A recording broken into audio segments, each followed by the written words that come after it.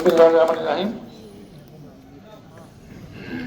ইয়ারপুর ইউনিয়নের সাবেক চেয়ারম্যান ও সাবা উপজেলার সাবেক ভাইস চেয়ারম্যান দেওয়ান মোহাম্মদ মঈনুদ্দিন বিপ্লব সহ উপস্থিত আশিরায়নের বিএনপি অঙ্গ সংগঠনের বিভিন্ন পর্যায়ের নেতৃবৃন্দ ও যাদেরকে শীতবস্ত্র দেওয়ার জন্য এখানে আমরা আমন্ত্রণ জানিয়েছি, সেই অসহায় দুস্থ ভাই ও বোনেরা, আসসালামু আলাইকুম।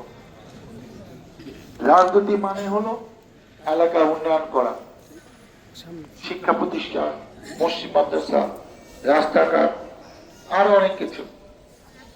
রাজনীতি মানে এটাও যে দুস্থ অসহায় মানুষের বিপদে তাদের পাশে দাঁড়ানো।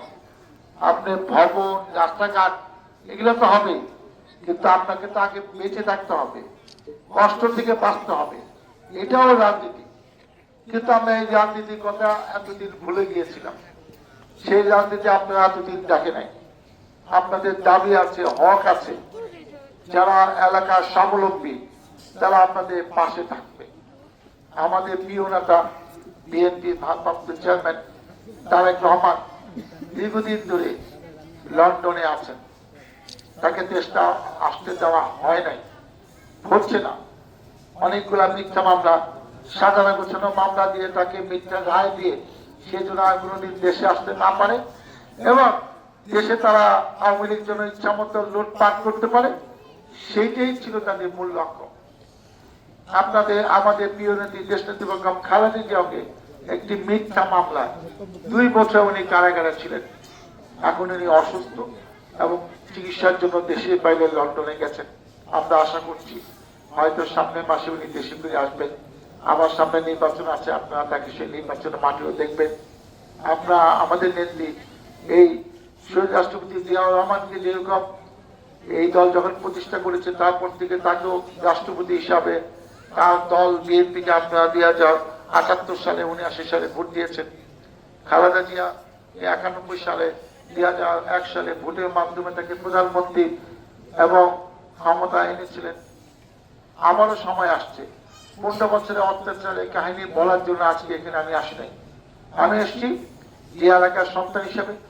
আমাদের নামও আমি 3 বার জেল খেটেছি, আমার নামে এখনো 53টি মামলা।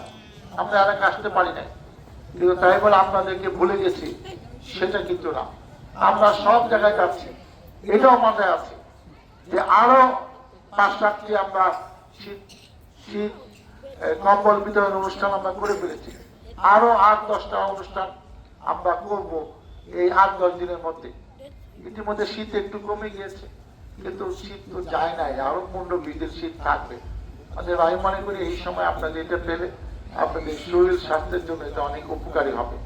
আমি আপনাদের কাছে এটাই চাই, আমাদের প্রিয় নেতা তারেক রহমানের নির্দেশে আমরা সারা বাংলাদেশে সাবা আশিরা সহ এই শীতবস্ত্র বিতরণের কার্যক্রম চলছে।